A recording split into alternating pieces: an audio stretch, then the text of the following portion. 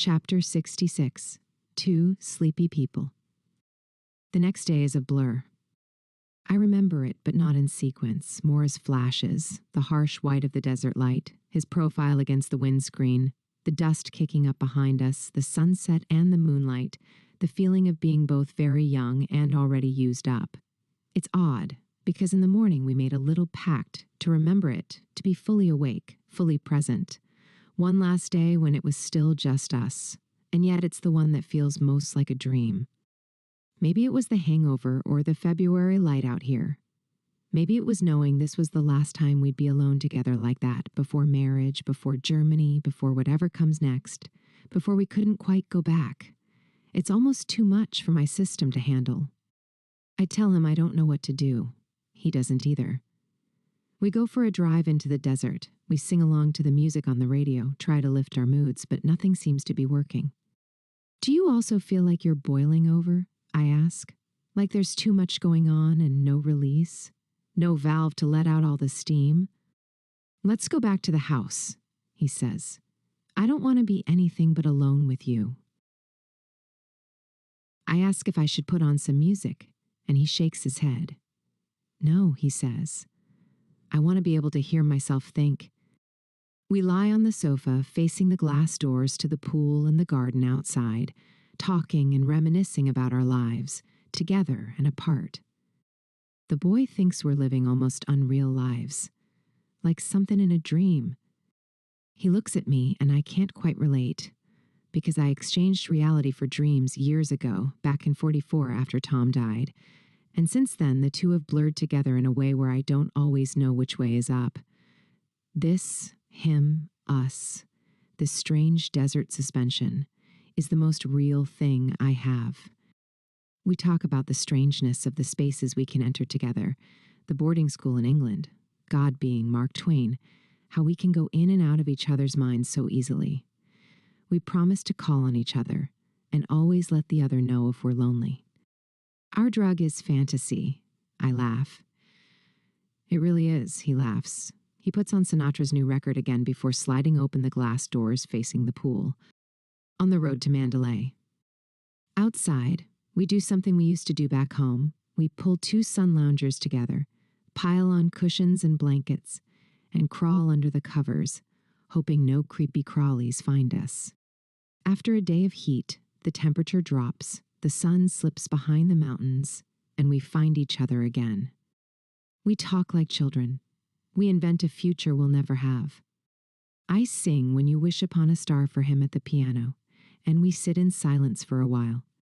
We pretend we're a newlywed couple planning our grand tour of the world. The boy wants to go to Japan. I say I'd like to go on safari in Africa. Let's leave our hut, dear. Get out of our rut, dear. Let's get away from it all. He grins.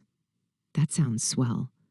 Should we go skiing in the Alps, scale the pyramids in Egypt and Peru, sail the canals of Venice, climb Mount Olympus in Greece? I smile at him and say, we've already been there. He laughs. We're there now? Then he pulls me in close and says, we're two sleepy people. And I sing to him, softly, an old song we both know. Here we are, out of cigarettes, holding hands and yawning. Look how late it gets, two sleepy people, by dawn's early light, and too much in love to say goodnight. I'll never really leave you, I whisper. I look at him again. He looks back at me. We're back in Casablanca, the film we've watched time and time again, reciting the last goodbye. But what about us? We'll always have Paris. We didn't have. We'd lost it until you came to Casablanca. We got it back last night, when I said I would never leave you. And you never will. He smiles. I'm glad I came here with you. And we both know this is our last hurrah for now. Because who knows what the future will bring? Things happen all the time, he says. Things change all the time, he tells himself. And we're back to childhood, not the fantasy boarding school, not the white Memphis mansion, but here, in the desert. We've looked back and forward and watched it all slip through the sand, As the day fades and our minds go still, it feels like a return to something old and the beginning of something else. What if you're my imaginary friend? He asks. I reply, if I am, you've made me so real I feel mighty alive. I smile and stop this nonsense. It's hard to be sure, he says. If I'm your imaginary friend, why'd you make me so full of flaws? Why not perfect? Maybe 'cause I'm full of flaws, he says. Maybe I made you just to mirror something in me. I laugh.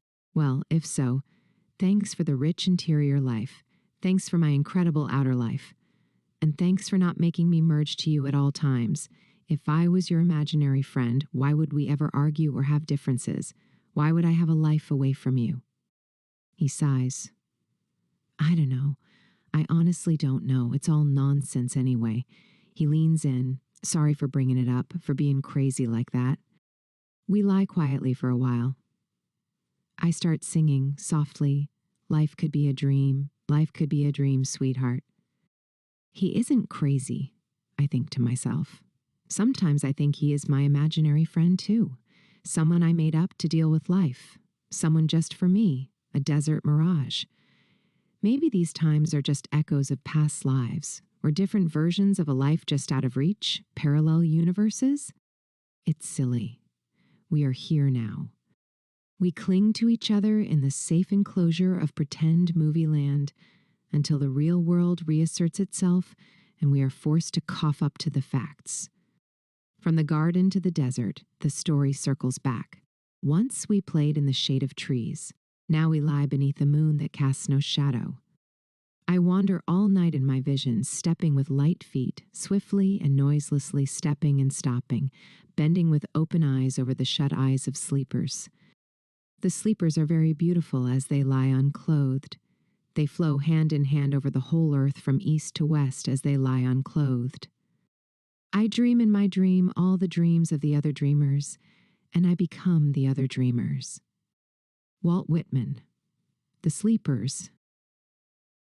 Riding in cars with boys. We drove back to Los Angeles the next day. It was one of those sunny days suspended in time. We both knew something in our story had ended, and neither of us understood that something else had already begun. When I said goodbye to him at his hotel, I pretended it was nothing. We didn't linger. We feigned happiness, as if we'd see each other tomorrow, as if it were still the old days. He finished filming in March and started basic training a week after my wedding. Topper and I had the most beautiful celebration Mrs. Montgomery could conjure. The bride was radiant. Everyone said so. Miss Mary and Grandpa George came. He walked me down the aisle, after first ensuring I had the most ironclad prenuptial agreement any woman had ever secured. He wanted to be certain that what was his stayed mine, should trouble lie ahead. My parents couldn't be there. They sent their apologies. Mother was ill and couldn't fly, they said. We honeymooned in Greece, admiring old ruins, reading, drifting between quiet beaches. We sailed the Aegean until my morning sickness became too strong. Then we flew home, and I went to stay with Miss Mary, while Topper worked for the senator in D.C., already positioning Jack for a possible run in the 1960 race. When the heat grew unbearable, Miss Mary and I drove out to the country to stay with Grandpa George, and I remained there all summer, returning to Memphis only for Mrs. P's funeral in August. I saw the boy only briefly at the service. By then, I was 6 months pregnant and wearing a dress so roomy that he didn't notice the growing bump. His mind was elsewhere. He was struck down with bottomless grief and heartbreak. I was grateful he didn't see it wasn't the right time to tell him. Poor Mrs. P, I thought. She died of a broken heart. I prayed for her son to recover. The boy shipped out from New York in October, and my baby boy arrived on Thanksgiving, perfectly late and perfectly perfect. I asked Topper if it would be all right for the baby to have his own name, to break with tradition and not be christened. Christopher Augustus Montgomery, the fifth. He didn't think twice. He proposed naming him after Jack, who had slowly become both a friend and mentor to him, and I suggested Grandpa George, and so he became John George Lionel Montgomery, soon simply Little Jack, or JG. I was so completely in love with him that everything else faded into the background, the boy, Topper, my life outside of home. There was something quietly momentous in his arrival, something that rippled through 3 generations at once. My parents crossed the ocean for him, our first meeting in a decade. They came not to New York or Washington, but to Grandpa George's house in Tennessee, where the air was softer and the shadows less cruel. They moved through the rooms like figures from a half-remembered dream, still drifting in the dim afterlight of the war. But when my mother bent to take little Jack into her arms, something in her seemed to steady, her hands sure, her breath catching only once. My father stood very still beside her, watching the two of them with an expression I had never seen directed at me, not joy, exactly, but recognition. A faint, trembling thread of life seemed to pass through them both, as if my boy had stirred some long-dormant part of their hearts. They were no longer entirely lost. For the first time since Tom died, there was a tenuous warmth between us, a fragile bridge forming where grief had hollowed everything out. Grandpa George, steadier than all of us, held little JG with the uncomplicated devotion of a man who had never stopped loving his family in all its broken forms. He didn't speak of inheritance or titles. He didn't need to. His quiet pride was rooted not in lineage, but in the simple fact that I was no longer alone. And yet, beneath it all, even he seemed to understand the quiet inevitability in the room, that this small, soft creature, Lord Winterset, as he would be styled, carried within him the continuation of 2 houses, 2 histories, 2 wounded worlds trying to steady themselves again. One day he would become the Duke of Alderhurst, taking up the mantle his great-grandfather once believed lost forever. But for now, he was simply my baby, warm and breathing. Grandpa George adored little Jack without hesitation, and with all the grounded joy of a man who understood both loss and renewal. And as Topper buried himself in work, I found myself going back home more often, staying with Miss Mary in Memphis or with Grandpa George in the country at the summer place. It was easier that way for all of us. Little Jack, my beautiful boy, was a cherub, all soft weight and relentless joy. In him I saw all of my history and all of my future. He was the warm center of my world. I needed nothing else, so long as he kept growing, so long as he stayed healthy. "You need more than a baby in your life," Grandpa George said one day, as we were out inspecting the land. "A person needs more than to be just a mother or a caretaker. Do you understand?" "Yes," I replied. He had brought me to America to experience adventure, to become somebody, to grow into my own person. I told him about wanting to create something in the visual arts, the urge I was too ashamed to share with anyone else, and he encouraged me to take it further. "And Topper?" he asked. "Do you want to mend things with him?" I said I did, that I missed him. "He's a good man," Grandpa George said. "He has sacrificed a great deal for you. Not that it's about that, but you need to make up your mind before you lose him." And I knew he was right. So I called Topper in D.C., and I went up to spend time with him, and we made amends, a pact to be a team, him and I, without distractions from now on. And Topper couldn't help but love the boy, too, because that's the way it is with children. I didn't tell the boy about little Jack's arrival. Did I have to? Wouldn't someone else tell him? Would it be kinder if I didn't? Did he already know? And was it even my place anymore to drag him back into it? Wouldn't that be a betrayal of Topper as well? In the end, I decided I'd let the boy decide for himself.